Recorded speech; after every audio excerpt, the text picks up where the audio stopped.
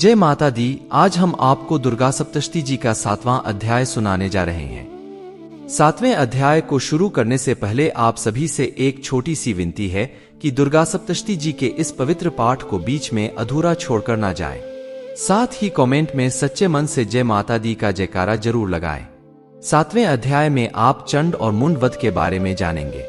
महर्षि मेधा ने कहा, दैत्यराज की आज्ञा पाकर चंड और मुंड चतुरंगिनी सेना को साथ लेकर हथियार उठाए हुए देवी से लड़ने के लिए चल दिए। हिमालय पर्वत पर पहुंचकर उन्होंने मुस्कुराती हुई देवी, जो कि सिंह पर बैठी हुई थी, उन्हें देखा। इसके बाद असुर उनको पकड़ने के लिए तलवारें लेकर उनकी ओर बढ़े। तब अंबिका को उन पर बड़ा क्रोध आया और क्रोध के मारे उनका मुख काला पड़ गया, उनकी भ्रिकुटियां चढ़ गई और उनके ललाट में से अत्यंत भयंकर तथा अत्यंत विस्तृत मुख वाली लाल आंखों वाली काली प्रकट हुई, जो कि अपने हाथों में तलवार और पाश लिए हुए थी। वह विचित्र खड्ग धारण किए हुए थी तथा चीते के चर्म की साड़ी और नरमुंडों की माला देवी ने पहन रखी थी। उनका मांस सूखा हुआ था और शरीर केवल हड्डियों का ढांचा था, और जो भयंकर शब्द से दिशाओं को पूर्ण कर रही थी, वह असुर सेना पर टूट पड़ी और दैत्यों का भक्षण करने लगी। वह पार्श्व रक्षकों, अंकुशधारी महावतों, हाथियों पर सवार योद्धाओं और घंटा सहित हाथियों को एक हाथ से पकड़ कर अपने मुंह में डाल रही थी। और इसी प्रकार वह घोड़ों, रथों, सारथियों व रथों में बैठे हुए सैनिकों को मुंह में डालकर भयानक रूप से चबा रही थी। किसी के केश पकड़कर, किसी को पैरों से दबाकर और किसी दैत्य को छाती से मसलकर मार रही थी। वह दैत्य के छोड़े हुए बड़े बड़े अस्त्र शस्त्रों को मुंह में पकड़कर और क्रोध में आकर उनको दांतों में पीस रही थी। देवी ने कई बड़े बड़े असुरों का भक्षण कर डाला, साथ ही कितनों को रौंद डाला और कितने ही असुर उसकी मार के डर से भाग गए। कितनों को माता ने तलवार से मार डाला, कितनों को अपने दांतों से समाप्त कर दिया, और इस प्रकार से देवी ने क्षण भर में संपूर्ण दैत्य सेना को नष्ट कर दिया।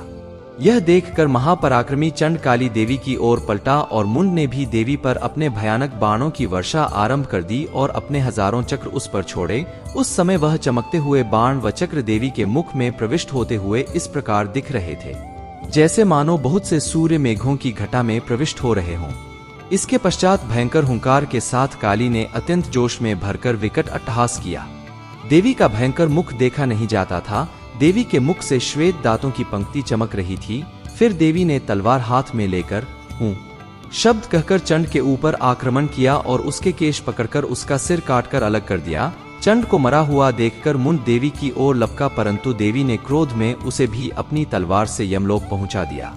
चंड और मुंड को मरा हुआ देखकर उसकी बाकी बची हुई सेना वहां से भाग गई। इसके पश्चात काली चंड और मुंड के कटे हुए सिरों को लेकर चंडिका के पास गई और प्रचंड अट्टहास के साथ कहने लगी, हे देवी, चंड और मुंड 2 महादैत्यों को मारकर तुम्हें भेंट कर दिया है। अब शुंभ और निशुंभ का तुमको स्वयं वध करना है।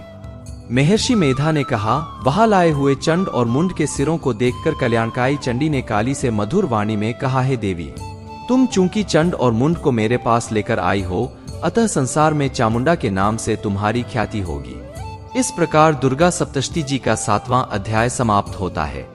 अब माता रानी जी का आशीर्वाद पाने के लिए कमेंट में जय माता दी का जयकारा जरूर लगाएं और वीडियो को लाइक करके चैनल को सब्सक्राइब जरूर करें, क्योंकि बहुत ही जल्द दुर्गा सप्तशती जी का 8वां अध्याय हमारे चैनल पर आने वाला है। धन्यवाद।